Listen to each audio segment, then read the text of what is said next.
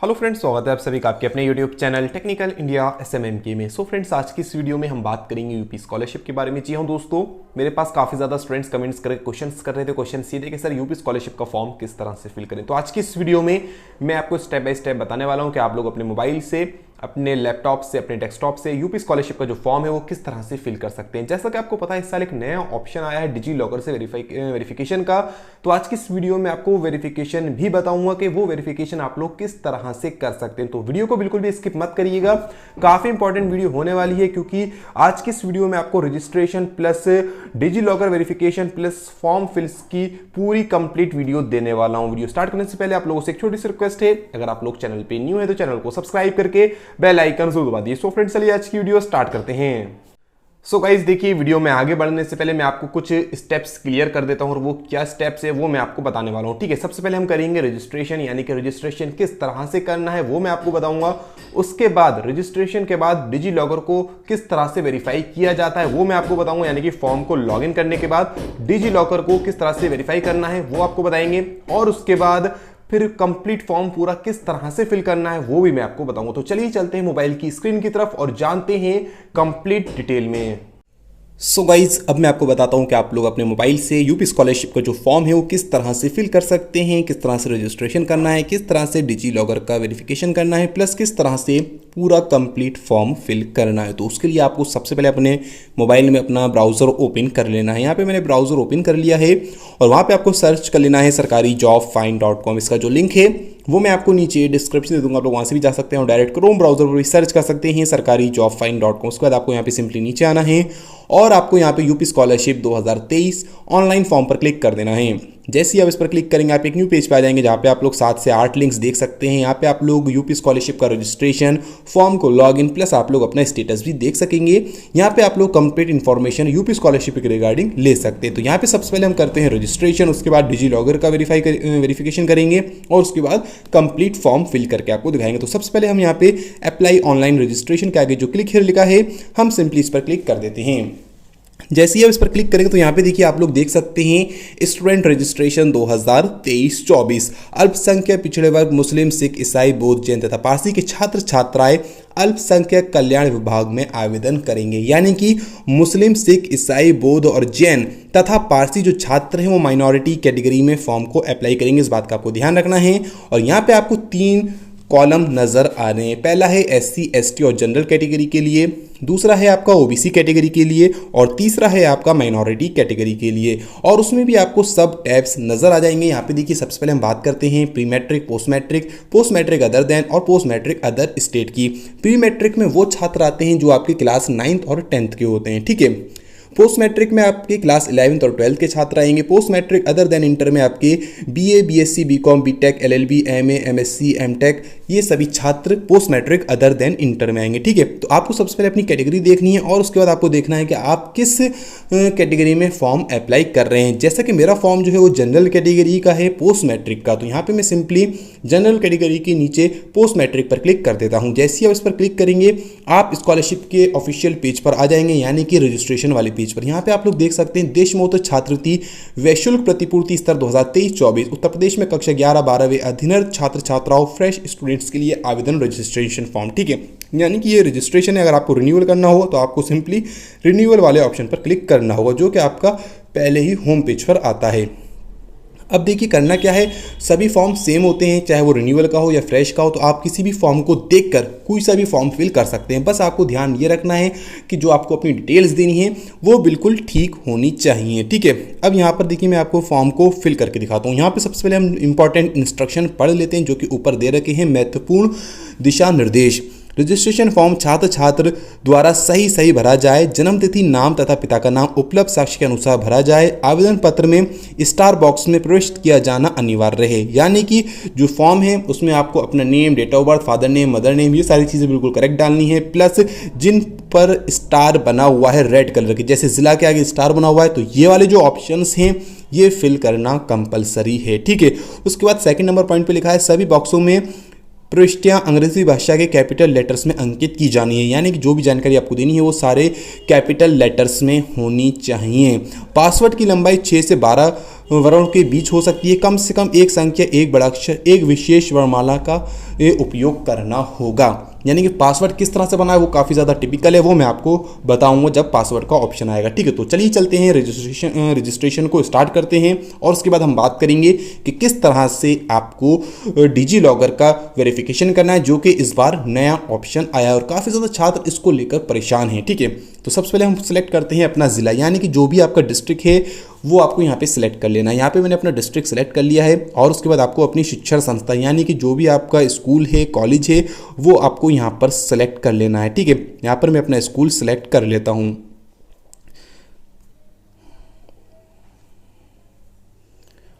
जो भी आपके यहाँ पे स्कूल है वो आपको सिंपली सर्च करना है और अपना स्कूल का जो भी नेम है उस पर क्लिक कर देना है। ठीक है, उसके बाद आपसे पूछेगा कि आपकी कैटेगरी क्या है। यहाँ पर जो मेरी कैटेगरी है वो है सामान्य वर्ग। अब यहाँ पे छात्र क्वेश्चन करते हैं कि सर हमारा माइनॉरिटी का ऑप्शन नहीं आ रहा, हम एससी कैटेगरी से बिलोंग करते हैं, हम जनरल कैटेगरी से बिलोंग करते हैं, हमारा ऑप्शन नहीं आ रहा। तो देखिए, जब आपके सामने ऑप्शन आया था 3 टैब्स मैंने आपको दिखाए थे, माइनॉरिटी का, ओबीसी का और SC ST जनरल का, तो वहाँ पर आपको सिलेक्ट करना होगा। मैंने वहाँ पे SC ST और जनरल का ऑप्शन सेलेक्ट किया तो यहाँ पर मेरे सिर्फ 3 ही ऑप्शन आ रहे हैं, अनुसूचित जाति, अनुसूचित जनजाति और सामान्य वर्ग। ठीक है, तो यहाँ पर मैं सिंपली सामान्य वर्ग पर क्लिक कर देता हूं। उसके बाद आपसे पूछेगा कि आपका धर्म क्या है, तो यहाँ पे ऑब्वियसली अब एक ही धर्म का ऑप्शन आएगा, वो आपको सिंपली सिलेक्ट कर लेना है। अगर आप वहाँ पे माइनॉरिटी सिलेक्ट कर दो तो यहाँ पे आपके सामने जैन, पारसी, मुस्लिम के ऑप्शंस आते हैं। उसके बाद आपसे पूछेगा आप छात्र छात्रा का नाम क्या है, वो आपको यहाँ पे डाल देना है। यहाँ पर आपको एक बात ध्यान रखना है कि आपको अपने जो नेम है वो बिल्कुल कैपिटल लेटर्स में डाल देना है। जैसे कि मैं यहाँ पे डाल देता हूँ राजकुमार, तो यहाँ पे मैं सब कैपिटल लेटर्स में डाल रहा हूँ। ठीक है, इस बात का आपको ध्यान रखना है। उसके बाद आपसे आपका मोबाइल नंबर पूछेगा। यहाँ पर आपको एक बात क्लियर कर दूँ, वो ये कि मोबाइल नंबर आपको वही डालना है जो आपके आधार कार्ड से लिंक हो। ठीक है, क्योंकि OTP वेरिफिकेशन भी होता है, वो आपको यहाँ पे डाल देना है। उसके बाद आपसे पूछेगा कि आपने हाई स्कूल किस ईयर में किया था। ठीक है, जो भी आपने हाई स्कूल जिस ईयर में पास किया था वो आपको सेलेक्ट कर लेना है। अब यहाँ पर मैं आपको एक चीज़ और क्लियर कर दूँ, वो ये कि फॉर्म फिल करने से पहले एक बार अपने कॉलेज में ज़रूर संपर्क करिएगा, क्योंकि कुछ डिटेल्स ऐसी होती हैं जो कॉलेज वाले एडिशनल बताते हैं, जैसे कि फीस आपको कितनी डालनी है, आपकी क्लासेस स्टार्ट होने की डेट क्या थी, वो आपको क्या डालनी है, ये सारी बेसिक डिटेल्स कॉलेज वाले देते हैं, स्कूल वाले देते हैं। तो एक बार अपने स्कूल, अपने कॉलेज में ज़रूर संपर्क करिएगा। मैं आपको एक सैम्पल फॉर्म फिल करके दिखा रहा हूँ जिससे आपकी डाउट्स क्लियर हो जाएँ। उसके बाद आपसे पूछेगा कि आपका हाई स्कूल का बोर्ड क्या है।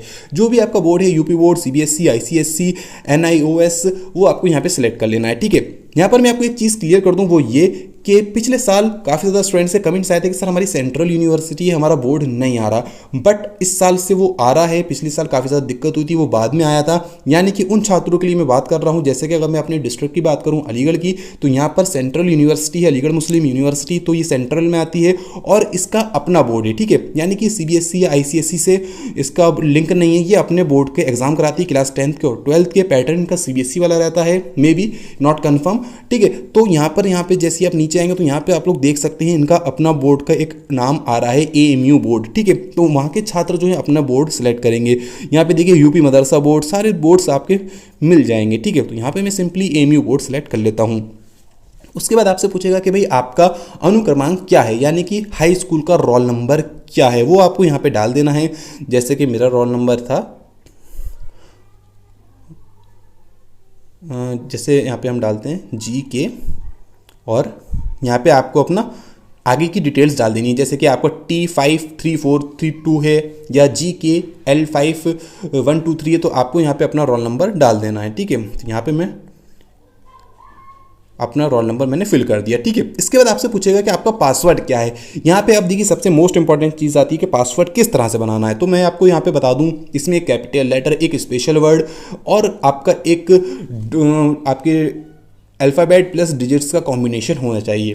पासवर्ड किस तरह से बनाना है, फॉर एग्जांपल के तौर पे बता रहा हूँ, आप कुछ और पासवर्ड भी बना सकते हैं। जैसे कि यहाँ पर मैं बनाने वाला हूँ अपने नेम के अकॉर्डिंग, जैसे राजकुमार मैंने नेम डाला है, तो यहाँ पे मैं सिंपली कैपिटल वर्ड में के लेता हूँ। ठीक है, उसके बाद कुमार लिख देता हूँ, पूरा कुमार, और उसके बाद मैं @ का साइन लगाता हूँ और 1 2 3 4 5 लेता हूँ। ठीक है, तो ये पासवर्ड काफ़ी ज़्यादा स्ट्रॉन्ग है, मैंने यहाँ पे पासवर्ड बना के इसे सेलेक्ट करके कॉपी कर सकता हूँ। ठीक है, अब मैं यहाँ पे आता हूँ नीचे, दोबारा से मैं अपना कंफर्म करता हूँ पासवर्ड कुमार @ 1 2 3 4 5। ठीक है, अब यहाँ पर देखिए पासवर्ड आपको ऐसा डालना है जो आपको याद रहे, ऐसा ना हो कि पासवर्ड डाल के आप भूल जाएं। और उसके बाद आपको यहाँ पे सिंपली 98777 डाल देना है जो कि आपका कैप्चा कोड है, और सिंपली आपको जनरेट ओटीपी पर क्लिक कर देना है। जैसे ही आप ओटीपी पर क्लिक करेंगे आपके नंबर पर ओटीपी आएगा, वो ओटीपी डाल के आपको आगे का फॉर्म फिल स्टार्ट कर देंगे। ये सारी डिटेल्स में फिल करता हूँ, उसके बाद मैं आपको बताता हूँ कि आपको आगे क्या स्टेप्स फॉलो करने हैं। सो गाइज देखिए यहाँ पर मैंने अपना जो रजिस्ट्रेशन है वो कंप्लीट कर लिया है, और यहाँ पर मैंने अपनी जो रजिस्ट्रेशन स्लिप है वो भी प्रिंट कर ली है। यानी कि ये रजिस्ट्रेशन स्लिप आपको सेव करके रख लेनी है, स्क्रीनशॉट ले लेना है, या फिर प्रिंट भी लेकर आप लोग इसकी हार्ड कॉपी भी रख सकते हैं। क्योंकि स्टूडेंट करते क्या है, अभी स्क्रीनशॉट ले लेते हैं और वो बाद में डिलीट हो जाता है, और जब स्टेटस का ऑप्शन आता है तो स्टूडेंट्स कमेंट्स करते हैं कि सर हमारे पास रजिस्ट्रेशन आईडी नहीं है, हम किस तरह से निकालें, तो फिर आपको दिक्कत होती। तो आपको एक अपनी नोटबुक में कि रजिस्ट्रेशन संख्या, अपना पासवर्ड और अपनी डेट ऑफ बर्थ और अपना जो भी डिटेल्स है वो लिख के रख लेनी है, ताकि जब स्टेटस का ऑप्शन आए तो आप सिंपली लॉगिन करके इजीली अपना स्टेटस देख सकें और जान सकें कि आपका जो पेमेंट है स्कॉलरशिप का वो कहाँ पर पहुंच चुका है। तो यहाँ पर हमने रजिस्ट्रेशन स्लिप जो है वो प्रिंट कर ली है। अब हम आगे के स्टेप्स फॉलो करते हैं, यानी कि आगे के क्या स्टेप्स है, किस तरह से आपको डिजी लॉकर का वेरिफिकेशन करना है वो मैं आपको बताता हूँ। सो गाइज आप लोगों ने अपनी रजिस्ट्रेशन स्लिप प्रिंट कर ली। अब मैं आपको बताता हूं कि किस तरह से आपको डिजी लॉकर का वेरिफिकेशन करना है और फॉर्म आगे किस तरह से फिल करना है। ठीक है, हमने अपनी स्लिप प्रिंट करके रख ली है, अपना जो रजिस्ट्रेशन संख्या थी वो नोट कर ली है। अब बताता हूं कि फॉर्म लॉगिन करके आगे के स्टेप्स किस तरह से कंप्लीट करने हैं। तो आपको दोबारा से अपना क्रोम ब्राउजर ओपन करना है और वहां पर आपको सर्च कर लेना है sarkarijobfind.com, और उसके बाद आपको यहाँ पे यूपी स्कॉलरशिप 2023 ऑनलाइन फॉर्म पर क्लिक कर देना है, और उसके बाद आपको वही स्टेप्स फॉलो करने हैं। यानी कि सिंपली नीचे आना है और यहाँ पे आपको अपनी कैटेगरी के अकॉर्डिंग लॉगिन पर क्लिक कर देना है। यहाँ पर मैं सिंपली वेबसाइट पर चले जाता हूँ, स्कॉलरशिप के ऑफिशियल वेबसाइट पर scholarship.up.gov.in पर। ठीक है, और उसके बाद मैं आपको बताता हूँ कि किस तरह से आपको लॉगिन करना है। आपको यहाँ पे सिंपली स्टूडेंट वाले ऑप्शन पर क्लिक करना है और आपको सिलेक्ट करनी है कि आपकी कैटेगरी क्या थी। मेरा फॉर्म फ्रेश कैटेगरी का था, तो यहाँ पे मैंने सिंपली फ्रेश लॉगिन पर क्लिक करा और इंटरमीडिएट स्टूडेंट लॉगिन पर क्लिक कर दिया। ठीक है, इंटरमीडिएट में वो छात्र आते हैं जिनका फॉर्म पोस्ट मैट्रिक का होता है। ठीक है, ये मैं आपको ऑलरेडी बता चुका हूँ। अब यहाँ पे आपको सिंपली अपनी रजिस्ट्रेशन संख्या डालनी है, जो भी आपकी रजिस्ट्रेशन संख्या थी वो आपको यहाँ पे डाल देनी है। XYZ जो भी आपकी रजिस्ट्रेशन संख्या है वो आपको डालना है, और उसके बाद आपको अपना मोबाइल नंबर डालना है, अपना पासवर्ड डालना है, और यहाँ पे आपको अपना कैप्चा कोड डालना है। ठीक है, 52395। ठीक है, मोबाइल नंबर मैं आपको नहीं डाल के दिखा रहा हूँ क्योंकि प्राइवेट डिटेल्स ही मैं आपको नहीं दिखा सकता। उसके बाद मैं आपको बताता हूँ कि आपको क्या स्टेप्स फॉलो करने हैं। यहाँ पे आप लोग कंफ्यूज ना हो, ये जो कैप्चा कोड यहाँ पे लिखा है यहाँ पे आपको कैप्चा कोड नहीं डालना है, यहाँ पे आपको पासवर्ड डालना है। ठीक है, इस वाले ऑप्शन पे। ठीक है, ये बात आपको ध्यान रखनी है, और नीचे आपको कैप्चा कोड डालना है जो 52395 आ रहा है, और यहाँ पर आपको अपना मोबाइल नंबर डालना होगा। ठीक है, ये वाला जो ऑप्शन आ रहा है, ठीक है, ये वाला, इस बात का आपको ध्यान रखना है। और उसके बाद आपको यहाँ पे सिंपली सबमिट पर क्लिक कर देना है। ये सारी डिटेल्स मैंने फिल कर दिया। अब मैं यहाँ पे सिंपली सबमिट पर क्लिक करके आगे का फॉर्म ओपन करता हूँ और आपको बताता हूँ कि किस तरह से आपको फॉर्म फिल करना है। सो गाइज यहाँ पर जो हमारा फॉर्म है वो लॉगिन हो चुका है। ठीक है, अब यहाँ पर देखिए आपके सामने कुछ इस तरह का इंटरफेस आ रहा है। Registration, application form, use, upload documents, income caste certificate, Aadhaar authentication, application log और रिसीव हार्ड कॉपी इंस्टीट्यूशन। ठीक है, अब यहाँ पर आप जैसे ही लेफ्ट साइड में नीचे आएंगे तो यहाँ पे आप लोग देख सकते हैं रजिस्ट्रेशन जो है वो हमारा कंप्लीट हो चुका है, रजिस्ट्रेशन स्लिप जो है वो भी हमारी कंप्लीट हो चुकी है। अब ऑप्शन आ रहा है डिजी लॉकर से सत्यापन करें। ठीक है, ये जो ऑप्शन है डिजी लॉकर से सत्यापन करें, ये एक नया ऑप्शन आया, पिछले साल तक ये ऑप्शन नहीं था। तो यहाँ पे सिंपली आपको डिजी लॉकर पर सत्यापन जो है उस पर आपको यहाँ पे क्लिक कर देना है। जैसे ही आप इस पर क्लिक करेंगे आपके सामने कुछ इस तरह का इंटरफेस आएगा। यहाँ पे आपके सामने देख सकते हैं click here for DigiLocker verification का ऑप्शन आ रहा है। आपको simply click here for DigiLocker verification पर क्लिक करना है। जैसे ही आप इस पर क्लिक करेंगे आप एक न्यू पेज पे आ जाएंगे जहाँ पे आपके सामने कुछ इस तरह का इंटरफेस आएगा। यहाँ पे आपको रजिस्ट्रेशन फॉर यूपी स्कॉलरशिप के जो है वो कर लेना है, और यहाँ पर आप लोग देखिए नीचे टिक का ऑप्शन देख रहे हैं, यहाँ पे लिखा है you are providing your consent to share your Aadhaar card from your DigiLocker account with UP scholarship. देखिए डिजी लॉकर क्या है वो मैं आपको बता दूं, ये एक एप्लीकेशन है जो कि गवर्नमेंट से ऑथोराइज्ड है। इस पर आप लोग अपनी आईडी बना के अपने डॉक्यूमेंट्स अपलोड कर सकते हैं, यानी डाउनलोड कर सकते हैं ऑफिशियल वेबसाइट से, जैसे कि आपकी 10th की मार्कशीट होगी, 12th की मार्कशीट होगी, आधार कार्ड हो गया, लाइसेंस हो गया, गाड़ी के पेपर हो गए, ये सारी चीज़ें। तो यहाँ पे आपको रजिस्ट्रेशन फॉर यूपी स्कॉलरशिप पर क्लिक करके अपने रजिस्ट्रेशन आईडी डाल के रजिस्ट्रेशन कर लेना है। ठीक है, ये बिल्कुल सेफ है, ऐसा इसमें कुछ भी नहीं है, क्योंकि गवर्नमेंट ही हमको ये करने के लिए कह रही है। इसके बाद आपसे पूछेगा आपका वेरिफिकेशन यानी कि वेरीफाई OTP फॉर रजिस्ट्रेशन। यहाँ पे आपका जो भी मोबाइल नंबर है उस पर एक OTP जाएगा, वो आपको OTP यहाँ पर डाल देना है। प्लीज़ एंटर OTP पर क्लिक करके आपको OTP डालना है और उसके बाद फिर ये जो कैप्चा कोड दे रखा है वो आपको सिंपली यहाँ पर फिल कर देना है। जैसे ही आप कैप्चा कोड डालेंगे आपके सामने नीचे एक ऑप्शन आएगा सबमिट OTP का, आपको सिंपली इस पर क्लिक कर देना है। अगर आपके पास OTP नहीं आता तो आप लोग रिसेंड OTP पर क्लिक करके दोबारा से OTP मंगा सकते हैं। उससे पहले आपको यहाँ पे टिक पर क्लिक कर देना है। यहाँ पे प्लीज़ एंटर कैप्चा के नीचे जो टिक का ऑप्शन आ रहा है आपको सिंपली इस पर क्लिक करके अपना जो फॉर्म है वो सेव करके सबमिट OTP पर क्लिक कर देना है। जैसे ही इस पर क्लिक करेंगे तो आप लोग आ जाएंगे डिजी लॉकर के वेबसाइट पर यानी कि sign in to your account. यहाँ पर आपको एक बात ध्यान रखनी है, अगर आपका यहाँ पर पहले से अकाउंट है तो आपको सिंपली साइन इन करना है, अदरवाइज आपको डोंट हैव एन अकाउंट के नीचे जो आगे जो साइन अप लिखा हुआ है आपको सिंपली इस पर क्लिक करना होगा। अगर आपको यहाँ पे साइन इन है तो आपको सिंपली अपना जो आधार कार्ड से मोबाइल नंबर लिंक है जो आपने स्टार्टिंग में दिया था वो आपको सिंपली मोबाइल नंबर डाल के नेक्स्ट पर क्लिक करना है और आपके नंबर पर एक OTP आएगा, आपको सिंपली उस पर क्लिक करके वो वेरीफाई कर लेना है। अदरवाइज आप लोग यहाँ पे आधार यूजर नेम पर क्लिक करके भी अपना लॉगिन कर सकते हैं। आधार यूजर नेम पर सिंपली आपको अपना आधार कार्ड का नंबर देना है या फिर अपना यूजर नेम भी दे सकते हैं और उसके बाद जो भी आपने पासवर्ड बना रखा है वो आपको पासवर्ड डाल के यहाँ पे सिंपली साइन इन पर क्लिक करना है। मगर मैं आपको रिकमेंड करूंगा कि आप लोग मोबाइल नंबर से लॉगिन करें, ये काफ़ी ज़्यादा ईजी होता है क्योंकि सिंपली आप मोबाइल नंबर देंगे आधार कार्ड से जो लिंक है और उस पर OTP आएगा, वो OTP डाल के आप सिंपली लॉगिन कर सकेंगे। उसके बाद देखिए यहाँ पर आपके सामने कुछ ऐसी इन्फॉर्मेशन आएगी, ये मैंने हाइड कर रखी क्योंकि ये प्राइवेट डेटा ये मैं आपको नहीं दिखा सकता। यानी कि ये आपसे कह रहे हैं कि जो आपकी प्राइवेट डिटेल है वो आप डिजी लॉकर के साथ शेयर कर रहे हैं, तो आपको सिंपली यहाँ पे अलाउ पर क्लिक कर देना है। जैसे ही हम यहाँ पे अलाउ पर क्लिक करेंगे तो यहाँ पे आपके सामने कुछ इस तरह का इंटरफेस आएगा, यानी कि आपका जो पूरा स्टेटस है वो यहाँ पर आ जाएगा। यहाँ पे देखिए लिखा हुआ भी है देश मोदक छात्रवृत्ति शुल्क प्रतिपूर्ति 2023-24 डिजी लॉकर से प्राप्त आधार का विवरण, यानी कि जो डिजी लॉकर से आपको डेटा प्रोवाइड हुआ है वो आपका यहाँ पर पूरा मेंशन हो जाएगा कि आपका नेम क्या है, आपका जेंडर क्या है, आपके गार्जियन का name, birth date, district, state और आपका एड्रेस। ठीक है, आपको सिंपली चीज़ें चेक करनी है और वेरीफाई डिटेल पर क्लिक कर देना, जो कि राइट साइड में आपको नीचे का ऑप्शन जो लिखा हुआ है सिंपली आपको उस पर क्लिक कर देना है। अब जैसे ही आप इस पर क्लिक करेंगे तो यहाँ पर आप लोग देख सकते हैं यहाँ पे आपका डिजी लॉकर से सत्यापन करे पर टिक का ऑप्शन आ गया, यानी कि आपका डिजी लॉकर का जो डेटा था वो वेरीफाई हो चुका है।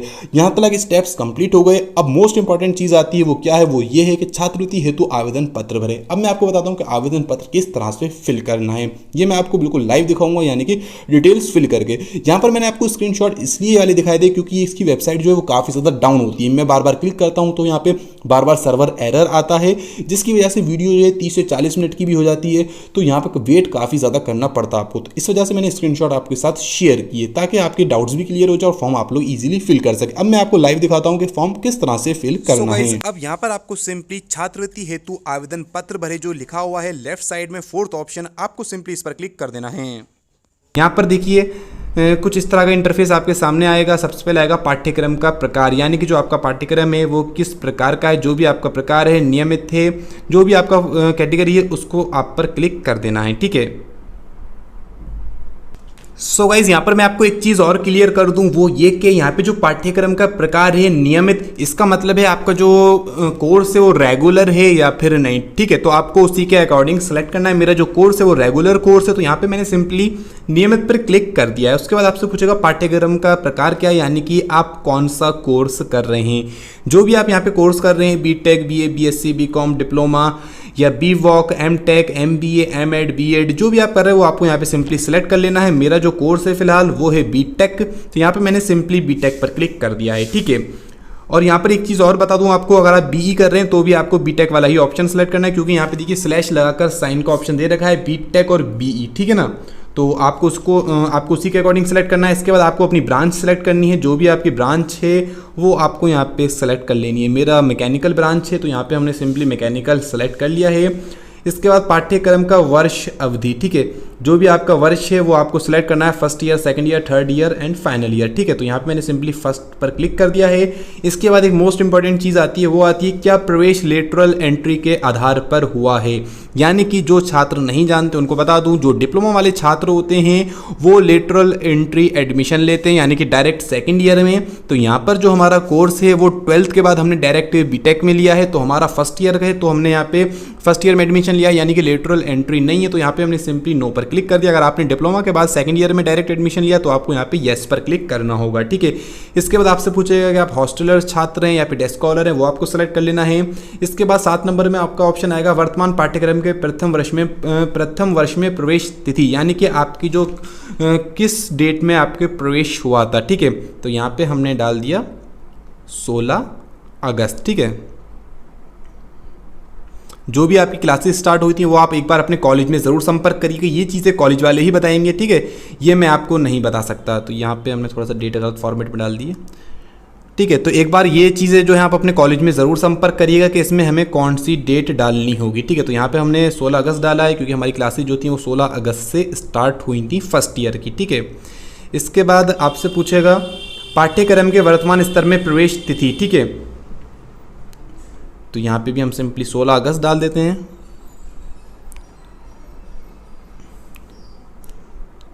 ओके।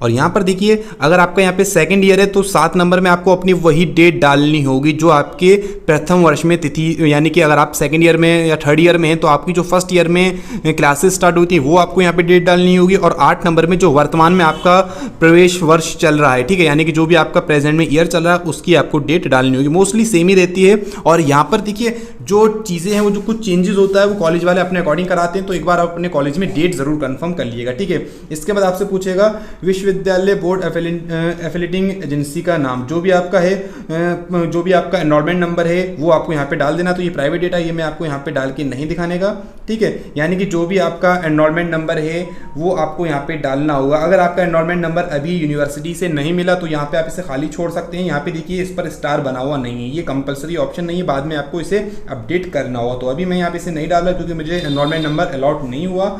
इसके बाद 8-10 नंबर का आपको जो ऑप्शन है ऑलरेडी सिलेक्ट हुआ क्योंकि आपकी यूनिवर्सिटी आपने पहले ही सिलेक्ट कर ली है।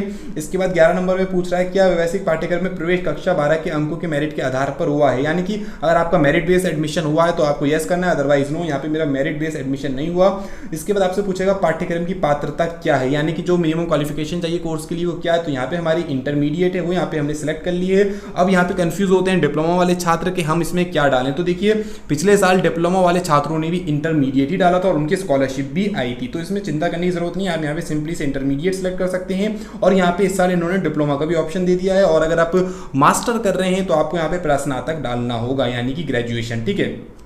स्नातक और प्रस्नातक, ठीक, यानी कि अगर आप प्रस्नातक कोर्स कर रहे हैं, पीजी कर रहे हैं तो आपको यूजी डालना होगा। और अगर आप यूजी कर रहे हैं तो आपको इंटरमीडिएट या फिर डिप्लोमा सेलेक्ट करना होगा, ठीक है। और 14 नंबर का ऑप्शन जो है आपका डिपेंड करता है 11 नंबर के ऑप्शन पे। यदि प्रवेश हुआ है आपका, यानी कि परीक्षा आपने दी है, कोई आपका मेरिट बेस्ड एडमिशन हुआ, तो आपको ये वाले ऑप्शन 14, 15, 16 ऑप्शन 17 नंबर का जो ऑप्शन है वो डालना होगा, जिसमें आपको अपनी रैंक डालनी होगी, आपकी कट ऑफ क्या थी, आपका रोल नंबर क्या था, ये सारी चीज़ें, ठीक है। यानी कि ये वो छात्र है जिनका जेईई मेंस के थ्रू एडमिशन होने वाला है, ठीक है, या हुआ है, ठीक है। इसके बाद हाई स्कूल की डिटेल्स आएंगी, यानी कि हाई स्कूल आपने किस ईयर में पास किया था, जिस ईयर में आपने अपना हाई स्कूल पास किया था वो आपको यहाँ पे सेलेक्ट कर लेना है। मैंने 2017 में पास किया था और जो मेरे मार्क्स थे वो थे 380 500 में से, ठीक है।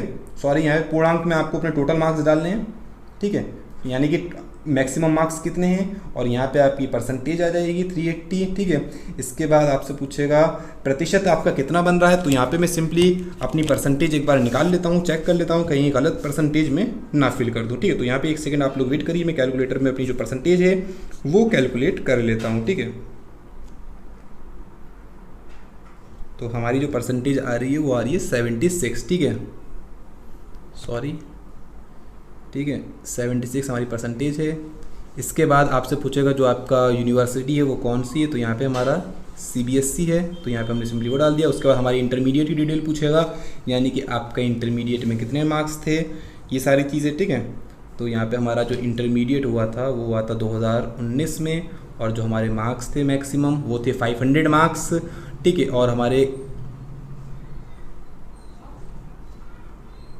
कितने मार्क्स आए थे, हमारे 370 मार्क्स थे, ठीक है। 370 डिवाइडेड बाय 500, तो यहाँ पे हमारी परसेंटेज आएगी 74, ठीक है, सॉरी 370 यहाँ पे हमने डाल दिया, और परसेंटेज है हमारी 74, और हमारा ये बोर्ड हो गया CBSE, ठीक है। तो ये सारी चीज़ें आपको एक बार चेक कर लेनी है और उसके बाद आपको ये कैप्चा कोड डालना है 832, ठीक है, और यहाँ पर आपको चेक कर लेना है और ये सारी डिटेल्स आपने सही फिल करी हैं, इन सबको आपको ओके करना है और यहाँ पे आपको सिंपली सबमिट पर क्लिक कर देना है। उससे पहले आपको ये सारी चीज़ें एक बार चेक कर लेनी है कि आपने ये सारी डिटेल्स सही फिल की हैं या नहीं, ठीक है।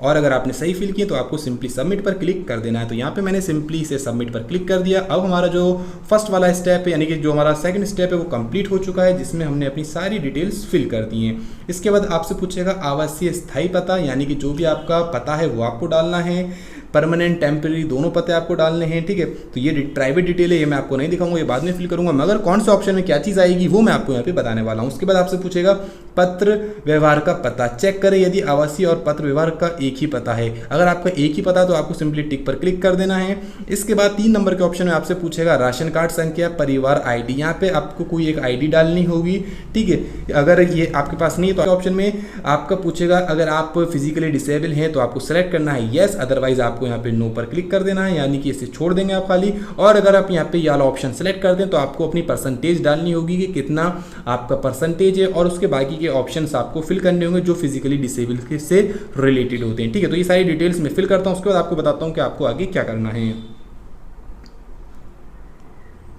सो गाइज यहाँ पर जो हमारा थर्ड वाला ऑप्शन है यानी कि निजी वाला, वो कंप्लीट हो चुका है। उसमें हमने सिंपली अपना एड्रेस डाला था और अपना हाउस नंबर डाला था और सिंपली सबमिट पर क्लिक कर दिया था। अगर आप वहाँ पे फिजिकली डिसेबल थे तो आपको वहाँ पे उसकी परसेंटेज भी डालनी होगी। उसके बाद आपके सामने ऑप्शन आता है कि आपकी बैंक कौन सी है, यानी कि जो भी आपकी बैंक है वो आपको यहाँ पे सेलेक्ट कर लेनी है। यहाँ पर जो मेरी बैंक है वो है यूनियन बैंक, तो यहाँ पे हम सिंपली नीचे आते हैं और यहाँ पे union bank of India select कर लेते हैं, ठीक है। इसके बाद आपसे पूछेगा आपका जनपद कौन सा है, डिस्ट्रिक्ट कौन सा है, वो आपको सेलेक्ट करना है। मैंने यहाँ पे अलीगढ़ सेलेक्ट कर लिया है। उसके बाद आपको अपनी बैंक का ब्रांच सेलेक्ट करनी होगी, कौन सी आपकी ब्रांच है, ठीक है। जो भी आपकी ब्रांच है वो आपको सेलेक्ट कर लेनी है। मेरी AMU अलीगढ़ ब्रांच है, तो यहाँ पे हमने simply AMU Aligarh branch select कर ली है। अब यहाँ पर देखिए सभी स्टूडेंट्स को मैं एक चीज़ और क्लियर कर दूँ, वो ये कि जिन छात्रों की बैंक मर्ज हुई है उनको अपना जो IFSC कोड है वो सही से चेक कर लेना है, उसी के अकॉर्डिंग आपको सेलेक्ट करना है और अपनी ब्रांच आप उसी के अकॉर्डिंग सेलेक्ट करिए। कभी आप लोग अपना पुराना वाला ब्रांच सेलेक्ट कर लें, जिससे आपको दिक्कत का सामना करना पड़ सकता है, ठीक है।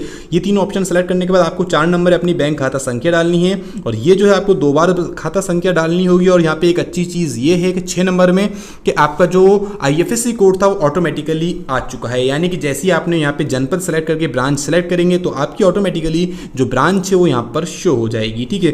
इसके बाद आपको छात्र छात्रा का बैंक खाता पर अंकित नाम, यानी कि जो आपका पासबुक पे नेम है उसकी स्पेलिंग आपको यहाँ पे डालनी होगी और ये कैप्चा कोड डाल के आपको सिंपली इस पर टिक करना है और यहाँ पे अपडेट पर क्लिक कर देना है। तो ये सारी डिटेल्स मैंने ऑलरेडी फिल कर दी है, बस मैं अपना अकाउंट नंबर डाल के और ये कैप्चा कोड डाल के और नेम डाल के अपडेट पर क्लिक करता हूं। उसके बाद आपको बताता हूं कि आपको आगे क्या स्टेप्स कंप्लीट करने हैं, यानी कि शुल्क संबंधित और गत वर्ष में आपको क्या चीजें फिल करनी होंगी।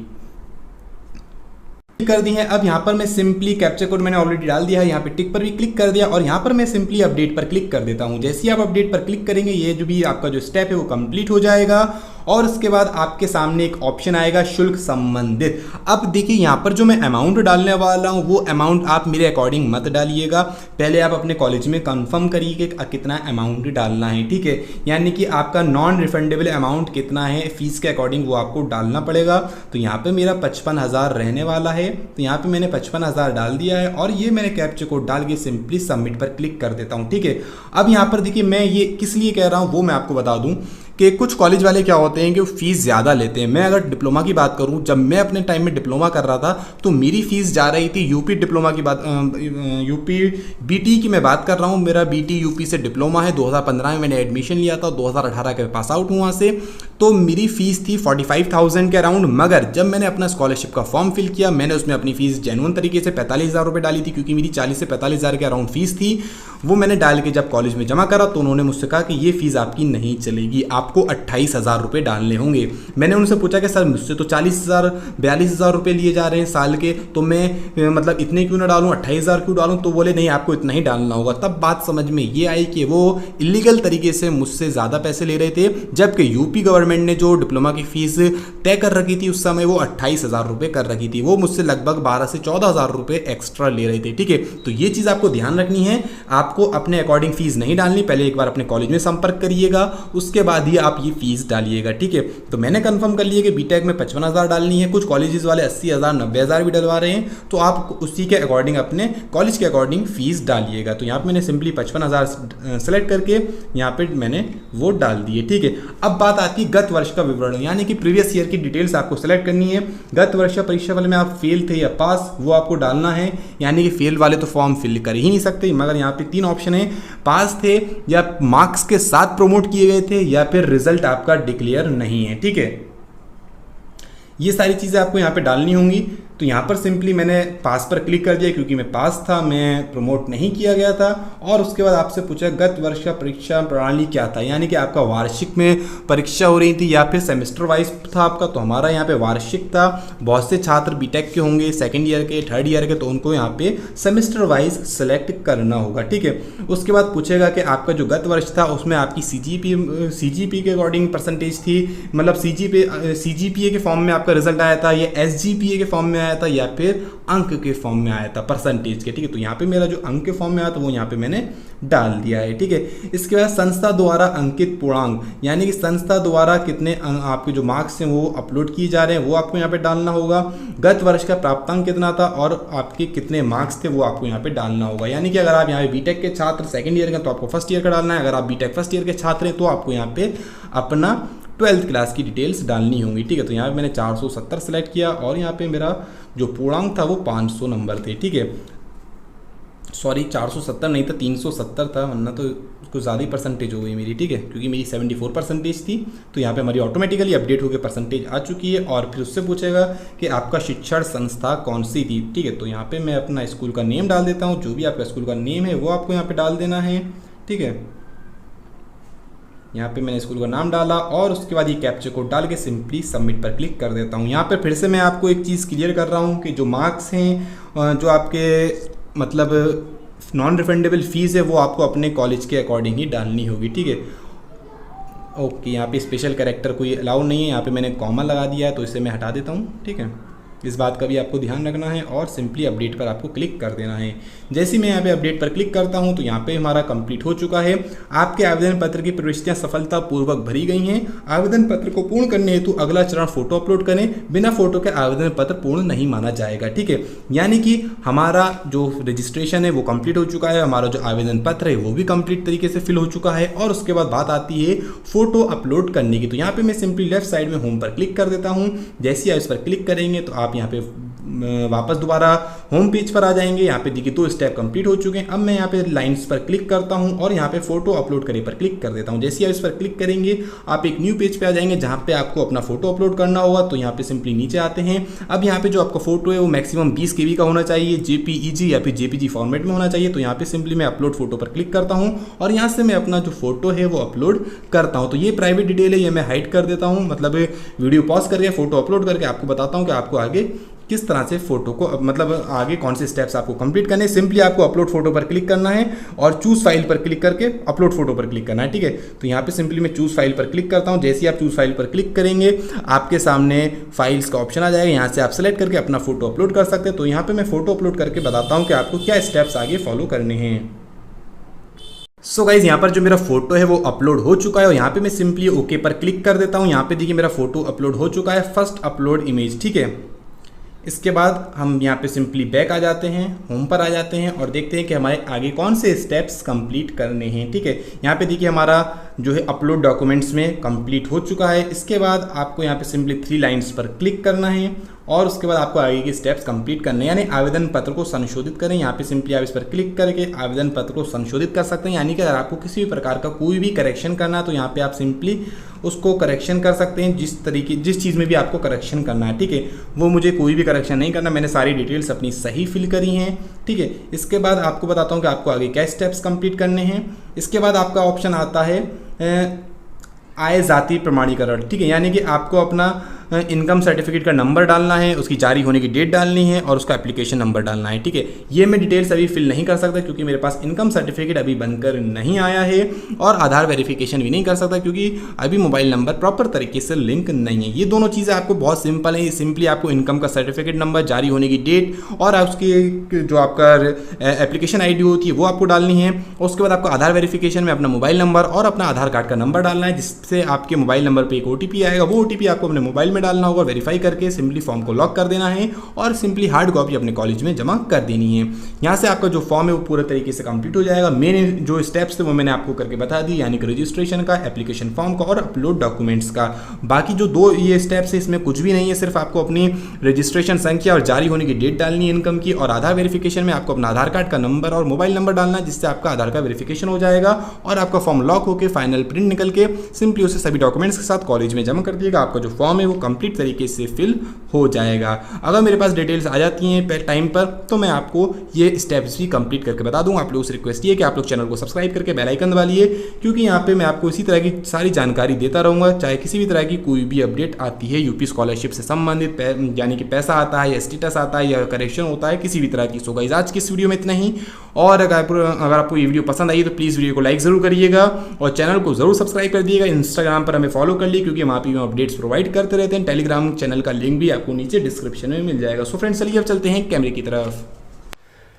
सो गाइस आप लोगों ने चेक कर लिया कि किस तरह से वेरिफिकेशन करना है, किस तरह से रजिस्ट्रेशन करना है और किस तरह से फॉर्म फिल करना है। अगर आपका कोई भी डाउट है, कोई भी क्वेश्चन है, तो आप लोग कमेंट सेक्शन में सिंपली कमेंट्स करके हमसे पूछ सकते हैं। हम आपके क्वेश्चंस का रिप्लाई कर देंगे। क्वेश्चन का रिप्लाई थोड़ा लेट हो सकता है क्योंकि स्टूडेंट्स काफी ज्यादा कमेंट्स करते हैं, और अगर स्कॉलरशिप से रिलेटेड किसी भी तरह की कोई भी अपडेट आती है तो भी हम आपको वीडियो के माध्यम से अपडेट कर देंगे। सो गाइस आज की इस वीडियो में इतना ही, और अगर आपको ये वीडियो पसंद आई तो प्लीज वीडियो को लाइक जरूर कर दिएगा। चैनल पे न्यू है तो चैनल को सब्सक्राइब करके बेल आइकन को दबा दिएगा। Thank you friends, have a nice day.